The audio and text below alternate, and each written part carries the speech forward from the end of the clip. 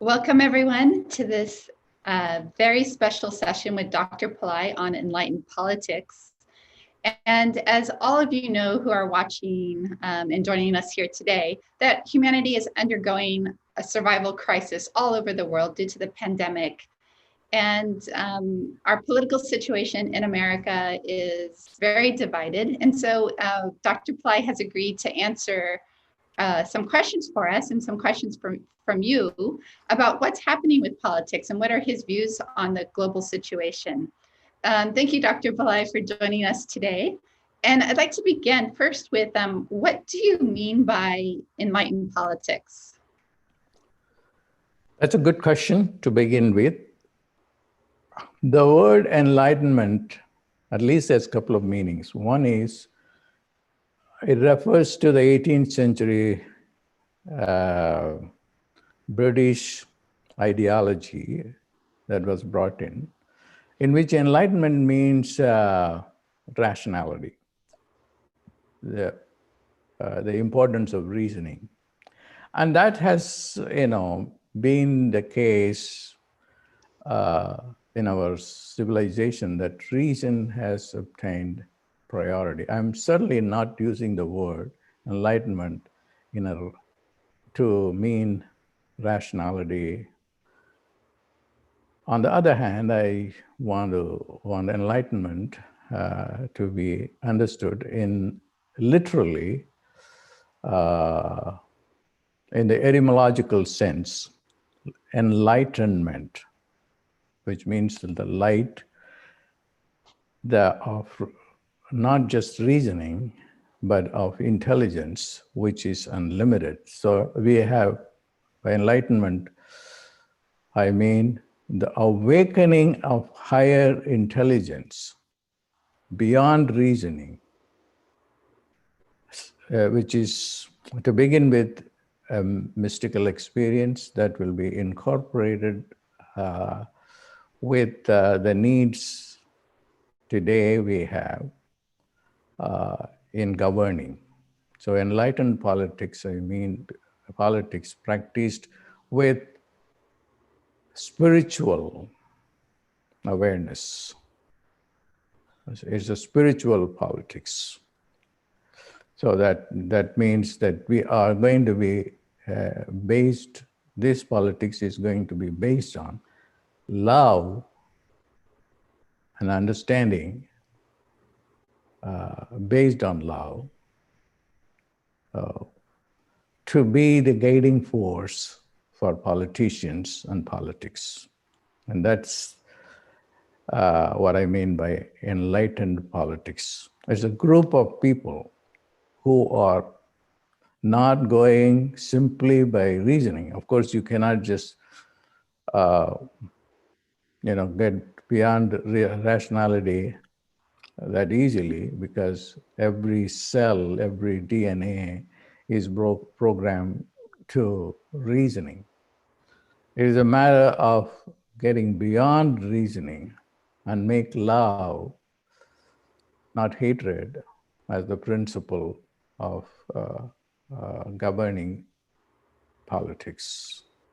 Humanity and human love beyond political feuds is important, beyond the bipartisan, tribal, political identity that we belong to this group should come to an end.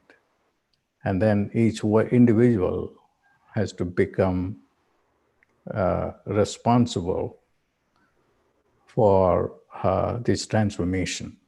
So it is idealistic, but it has to be done for us to evolve from where we are now. So Dr. Pillai, how would we use this enlightened politics of love to solve even a very simple dichotomized issue such as our coronavirus problem? Well, coronavirus problem is a very complex problem. It has to be dealt with in two levels. One is, there is a lot of fear about it. And that has been caused by a false propaganda, and that has to stop. There are more issues associated with it. I will try to go one by one very quickly. And fear is unnecessary. Fear creates the biggest problem. So we should not fear about the virus. But that doesn't mean we should not wear a mask or put gloves and then be careful. We have to be very careful. But then fear is entirely a different issue. And fear creates a very bad reality. And that is very, very important. If any person is able to deal with his fear, then he can create a different reality. Fear is the worst enemy. So we have to get rid of that on an individual level. On a political level, what is happening is the problem has been politicalized. Okay. And there is one group that is willing to solve it. The other group doesn't, at the heart level, doesn't want to solve it. That is another problem. So we have to collectively join together to find a solution for this. And this is not only in the United States, even in India. There is a herb that is available from my state, where I was born, Tamil Nadu. It has a very long history, 10,000 years of continuous history. There is a herbal formula that, India is a very, unique country with so many cultures, languages, distinct from each other, but there are also common strands also. But this Tamil medicine called the Siddha medicine has a solution for it. And millions of people have taken that. It is such a simple herbal compound of 18 herbs, and then some with 5 herbs also. The High Court said that millions of people have taken this, although it's not allopathic medicine. Why won't the other states use this medicine? I read it in the newspaper. And the other states are not willing to do it, or the body that decides, comes up with an answer that, well, other states have their own medical system, Ayurveda, and the Siddha is only for one state, or perhaps under the two neighboring states. So we cannot make this medicine for the whole of India. The court said it doesn't make any sense. This is a medicine that millions of people have taken and they are using it. Why can't we make it pan-India? See, the politicalization is everywhere. It's everywhere. FDA is involved in the political, fight between two people. Because there is political identity even with the scientists, even with the Supreme Court judges. That's why the enlightened politics is very important. They have to grow out of their own political identity, whether they are Republican or whether they are Democrat. So you are not, immune to this, virus of political identity that is deep down within our DNA, or even beyond DNA with your unconscious.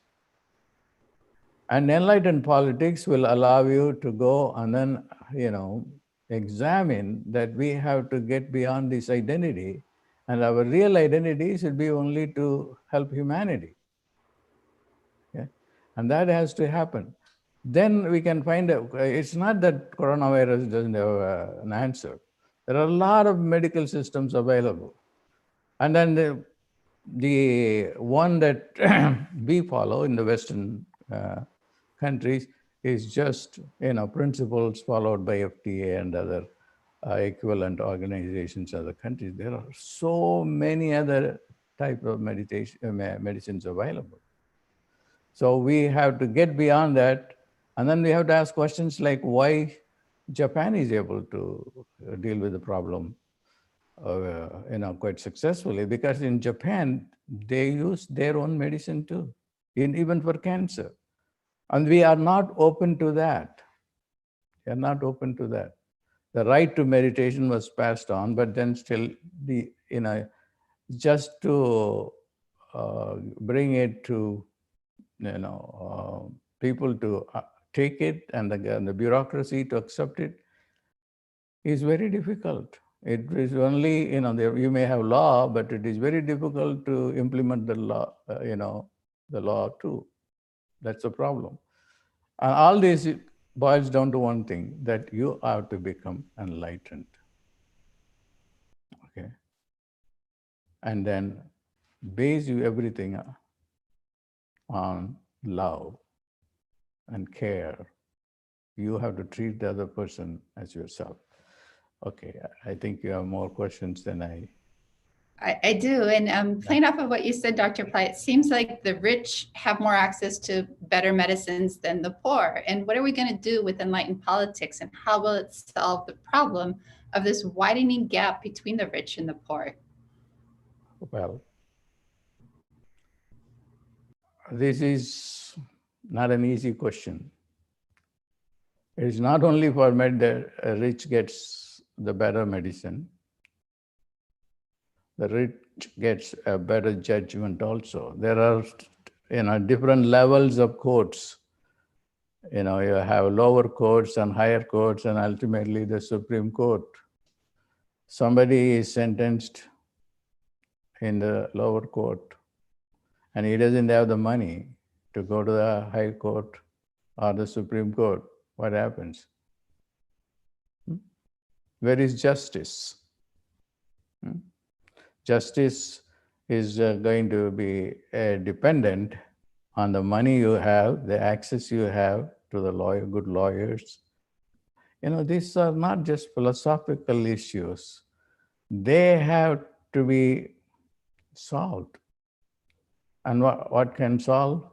The understanding, love, conscience and elevated consciousness. And that will decide the future of humanity, and not get caught up in this rat race to make more money. Because if you make more money, you get better medicine, better house, private jet, all these things. So then everybody wants to go after this. The solution for this disparity between the rich and the poor can only be solved when you get beyond materialistic parameters as the goal, as the measure of success. And what is success is how loving you are. How loving you are. How much do you care for the other human being? Then we can create an enlightened politics. Otherwise, it will be empty rhetoric. And this empty rhetoric is not going to go anywhere. Next. So, Dr. Pillai, will this heightening awareness and this more love in politics, would that actually solve our heightening racial problems as well? Of course. Of course, now the racial problem is again politicalized, because we are interested in getting the votes of different ethnic communities. And does it really solve the problem? Everyone has to. I have done a video on how to solve the racial problem. And unfortunately, or for whatever reason, uh, Facebook wouldn't allow that to be boosted, made available to many people. Because racism is a term that something, I don't know, for whatever reason, they can't allow that video, but it is still there. If people want to look at it, can go and look at my views on racism, because I ask a fundamental question. Is racism something very deep within side of us at the unconscious level? And that's a very fundamental question everybody has to ask. The white or the black or the brown people have to ask, am I racial? It's not just a political issue. It is a consciousness issue. Okay. And that's one thing. The other thing is, nobody is going to give the economically disadvantaged or racially disadvantaged people their full concern. The racially discriminated people, they have to take the ball and run with it to improve their own condition. And that is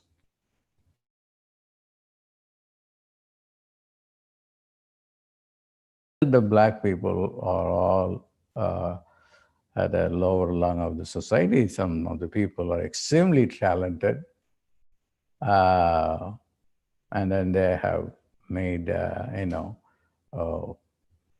a financial fortune, and also have contributed in many, many areas, like Oprah Winfrey, Obama, Nelson Mandela, all these people. So you have to now educate yourself that God has given you one thing, that is a great consciousness. And that is not, through academic training. Academic training is going to give you limited knowledge, but you have to go beyond that and then tap into your love. You have to understand, by love, I mean the highest intelligence. The highest intelligence is in love.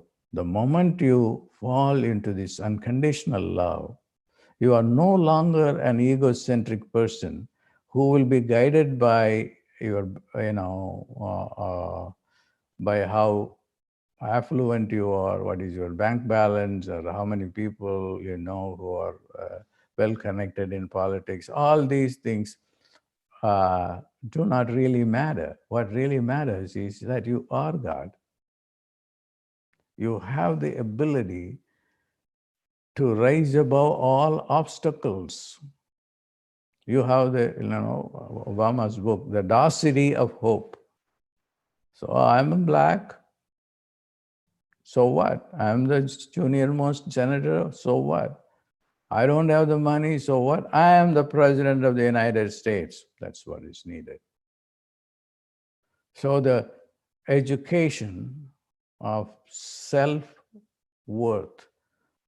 is very critical, and that has to be, incorporated in the curriculum, school curriculum of self-esteem. And that is very important. So the racial problem will be solved only, by the particular races and particular individuals. And then they can rise above that. The enlightened politics should take into consideration of enacting laws to bring this change at the school level. And then the senators and the congressmen, they have to practice that too. And then it's only hate politics now. And hate politics, you cannot just, you can predict very easily if you go to Fox News versus CNN, what you are going to get. completely polarized. They twist things according to what they want people to listen to because they have a political agenda. Okay, so we need a complete change of consciousness.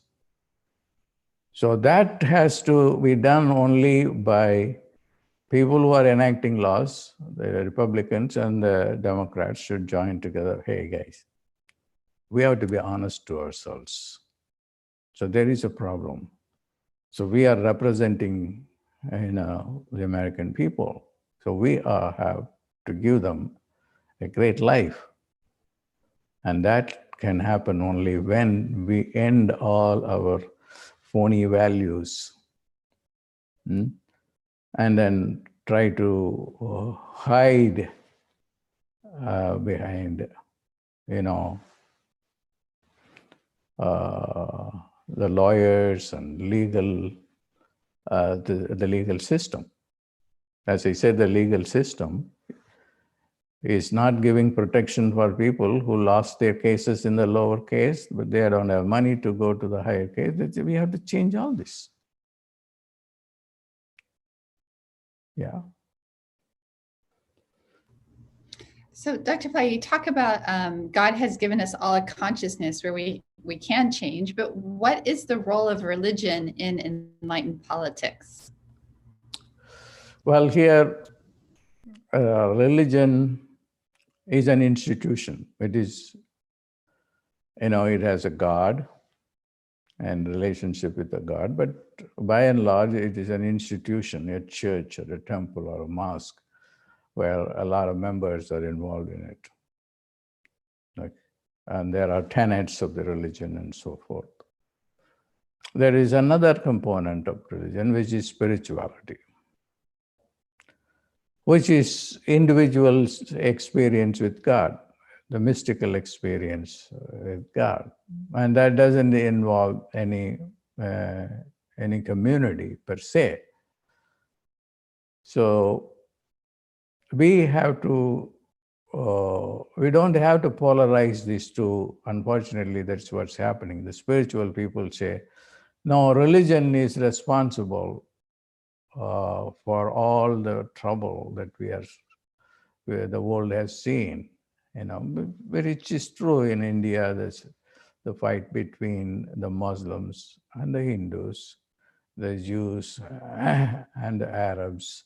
You can see everywhere the problem is based on religion, when the religious group organizes itself and then fight with the other group.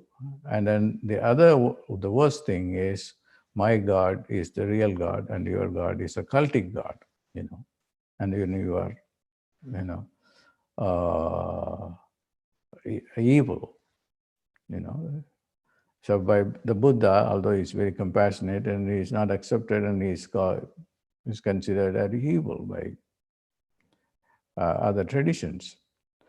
So we have to somehow learn to bring all religions together and, one world under God, and then all religions have to be respected. And you cannot claim that your religion is the true religion, the other religion is a cult. Okay? There was a time that Christianity was called as a cult by Judaism. But today it is the major religion of the world. So we have to look at that, and again, this reference point is the individual. The individual has changed, is so important.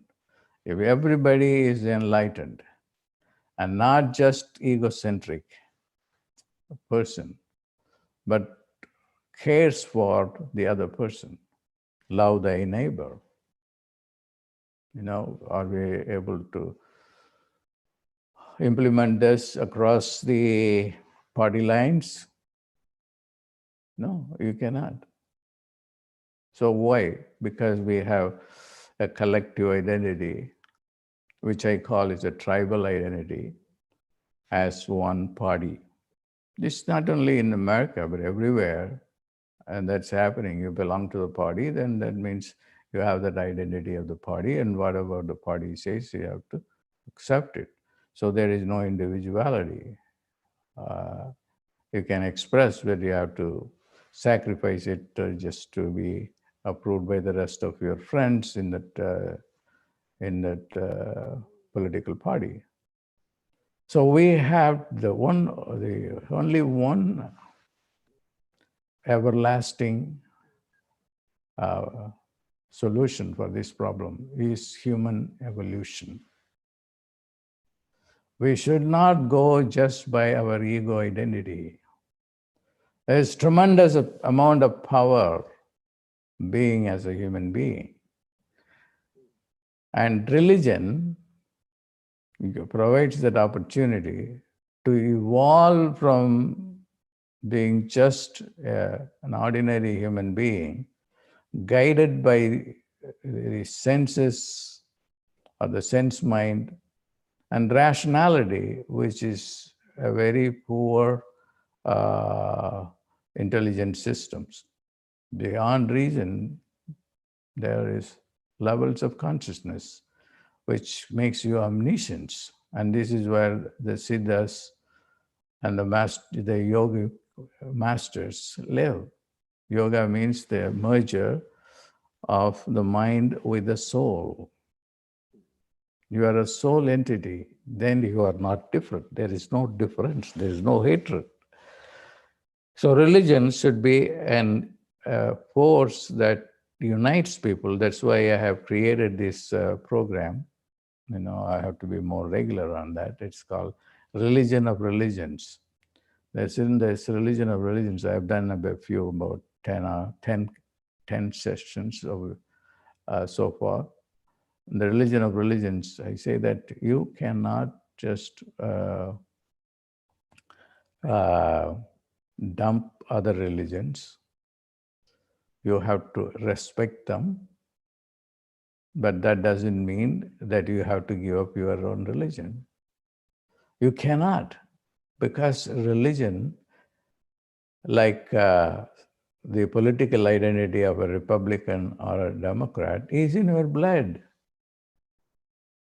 Is in your blood. It is very difficult to convert from one religion to another religion, or from Democrat to a Republican. It is there deep down in your unconscious. So what do is you have to use your rationality here. Well, I cannot just, say that my religion is the religion of God or higher religion, the other religion is the heathen religion, or, they don't have any claim. All religions, in Religion of Religions, have their own sovereignty. Every religion is sovereign. But then you have to understand what each religion is teaching. Certain common, tenets, like, for instance, God is light. Every religion where their messiahs confront God or encounter God, they see God as light. In my own Siddha tradition, the highest goal for humanity is to realize that they are light beings. They are not this flesh and blood. It's an illusion. Flesh and blood reality is an illusion. What is the reality? The reality is that you are photon waves of light. There is no disease. There is no confusion. There is no ignorance. You are not only local, you are everywhere. And that is the goal of the Tamil Siddhas. that everybody is eligible for that. And that is the true religion that is attached to this concept of human evolution. Human beings are evolving to become light. We are not material beings, we are light beings. So religion has that responsibility to commit to our own evolution. And that, will also have its impact on politics. So people all have to join together and then work on how can we create a better world. See, in my Lord's Prayer, it is said, God, your kingdom has to come to the earth plane. As it is in heaven, it has to come here. That's the reason why Jesus came to this earth plane, but then not many people emphasize this fact, well, this is not going to work. Let us see, there are also differences between different denominations. So you are a Baptist, you are a Presbyterian, that these are all identities and they have got their own problems. So all problems can be resolved by two concepts, light and love, or love and light. And when you live for your own personal evolution, which is,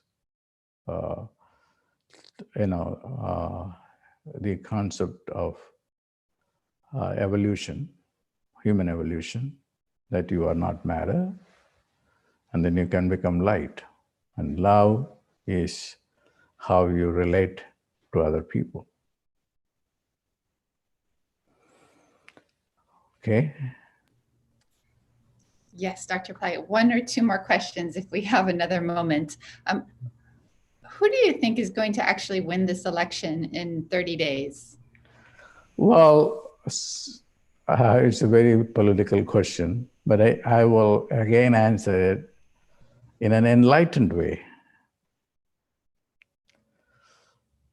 This question can be understood through Yoga Vasishta. Yoga Vasishta is a text which deals with a number of issues that human beings go through in their life. In this Yoga Vasishta text, a king was killed by another king.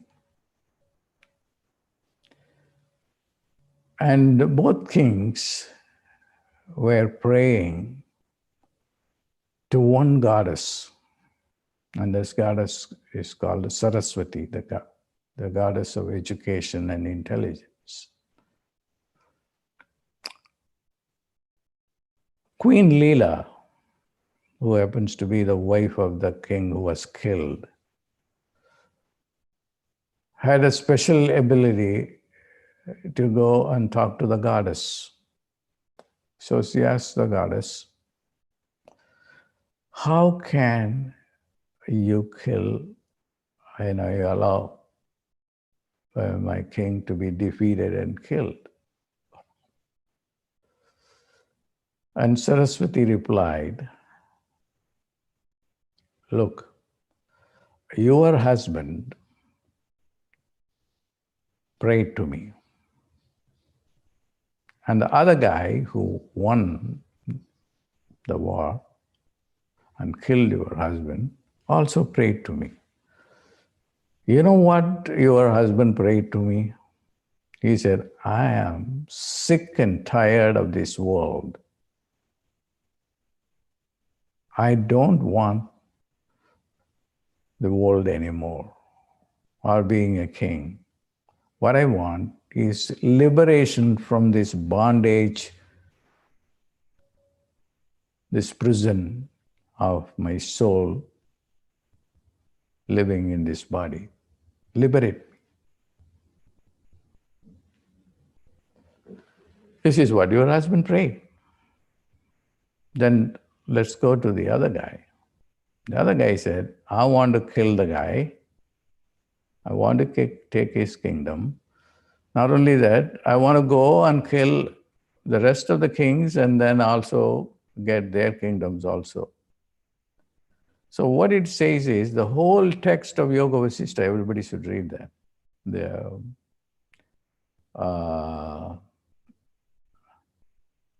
The State University of New York has a very good translation. Their press released a Yoga Vasishtha, a thick, 1,000 pages book. So everyone should read it. The book says that nothing happens unless you want it to happen. You create your own reality. That's the bottom line. And that seems to corroborate with modern physics, quantum physics. The observer is the most important person. The observed is the observer. If you create poverty, you are responsible for that. If you create prosperity, you are responsible for that. This is pure science. The observer decides everything. The observer decides the observed. Don't blame it on other people. You cannot blame it on others, even the government. You can only blame it on yourself for not having that consciousness to create everything so beautiful around you. Not at the expense of other people, not through devious means, but through righteous, ethical means, and also by virtue of your own consciousness, in which you say that you fail, oh my God, I am responsible for where did I go wrong? Then you will change yourself. So I don't want to give an answer, straight answer to this question. Just because it cannot be done. There are two people fighting here for presidentship, and whoever becomes the president is the one who really, really, really, really wants it. And that can change. And another thing is every moment is new. So you should not become negative at all. You should not become negative at all. No matter what happens, you should never become negative at all. So you are running the race. Till the race is done, you have to remain so confident that you are going to win. You are going to win. You are going to win. There is a saying in Sanskrit, yat bhavam tad bhavati. Whatever you think becomes the reality. So that is what is going to decide. So people will say, these are critical battle in ground states, and that is all political. Because, not that they are not true. They are true at some levels. But the real truth is the individual who is running for the office. So we will see by November 3rd or right after that, who becomes the president. Is the one who really, really wanted it. So that is my answer to this question. Okay, I think I spoke more than I should have. Yes, thank you, Dr. Pillai. Okay. Yeah. Thank you. We'll take some questions later and bring them to you also offline. Okay, thank you. All right. Well, thank you everyone for joining us today. And thank you, Dr. Pillai, for sharing on enlightened politics. I know that's given us a lot of things to think about how we can challenge the dichotomized environment of hatred and anger and everything going on, whether it's CNN or Fox News, all this dichotomy, and ourselves come to a place of love and understanding where we can start to see both sides of the argument and to see where both people are coming from. And when we ourselves become more enlightened and act from a place of love, that will surely start to transform our environment and our political views and humanity as a whole. So we hope Dr. Pillai will be coming back next week, and we will look at your questions. I know some of you sent them in chat. And thank you all for joining today. And we will hopefully be talking again next Tuesday.